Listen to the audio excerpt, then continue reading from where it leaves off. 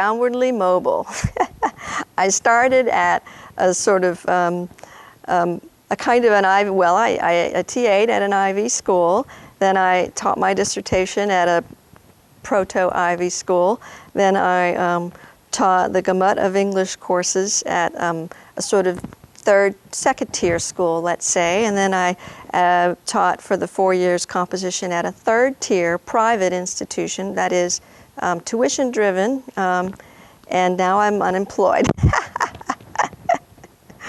So the thumbnail is I ain't getting anywhere by doing everything right.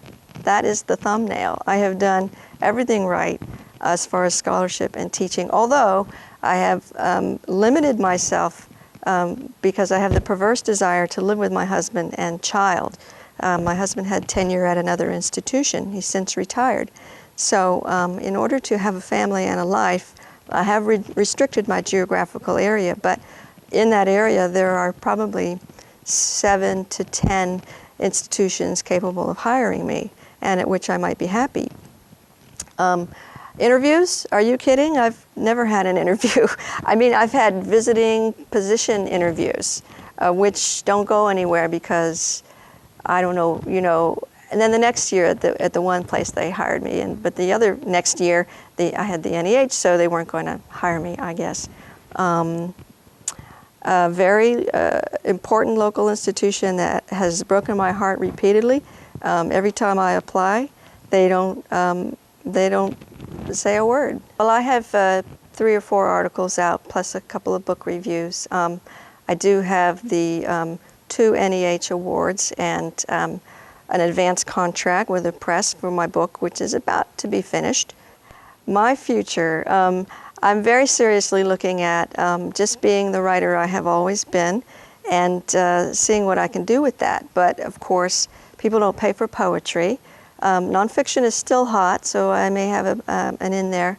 I don't really write novels, and I do great journalism. So, you know, I may be leaving the profession, and when the MLA Profession 2007 reports that there is not a lost generation of scholars, I have to say, I am one. There is a lost generation of scholars, and here we all are, you know.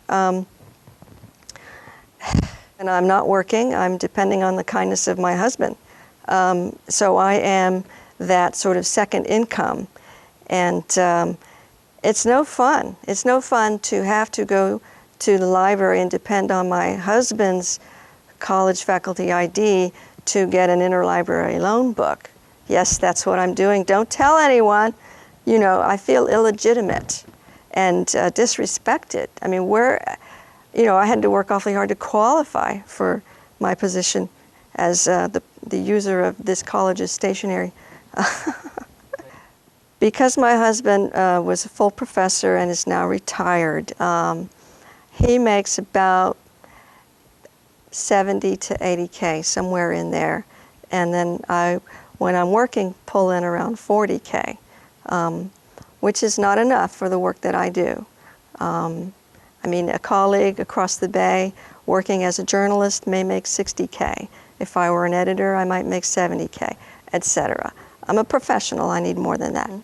How does your experience over the past 10 years and your situation now, what feelings does it call up? Oh boy, that's why I was afraid of this interview, because the feelings range from rage to despair, and those, you know, oscillate. I'm just getting to the point where I'm capable of articulating that this is a systemic problem and not a problem having to do with me or my performance. So, but this takes an incredible toll on one's self-esteem. You think, well, what am I doing wrong? Or if I'm doing everything right, how come it isn't working? You know, what is wrong with me? Why can't I get a job? What do my parents think? What do my peers think? It goes on and on. So it is a relief to have statistics that show that the entire profession is going down the shitter. Okay. Thank you so much. Thank you.